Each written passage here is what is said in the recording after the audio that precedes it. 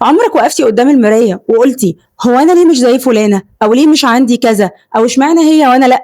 روحها خفيفة بس ديفا ديفا ديفا اللي بتشوفيه على السوشيال ميديا دي لقطة واحدة من حياة حد، إنما يومك أنت عايشاه بتفاصيله. الرضا مش معناه إنك ترضي بحالك وتحطي إيدك على خدك وتقولي ما هو أنا نصيبي كده، لكن الرضا إنك تحبي اللي عندك دلوقتي وتشتغلي على نفسك وتطوريها يوم عن يوم من غير ما تكرهي نفسك. فكري كده إن ربنا أنعم عليكي إنك قادرة تمشي على رجلك، أو إن عندك بيت بتروحي له، أو إن عندك شغل بتروحي له كل يوم حتى لو بتتعبي في المواصلات.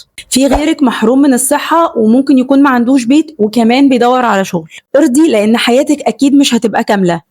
خدي بالك كل حد ليه رحلته الخاصة، يمكن انت دلوقتي في بداية طريقك لكن رحلتك هتكون أجمل وأحلى، ويمكن اللي عندك هو بالظبط اللي غيرك محتاجه. السعادة الحقيقية مش في امتلاك كل حاجة، لأن ببساطة اللي مش بيرضى أو بيقارن لو جاله نعم الدنيا برضه هيفضل مش راضي.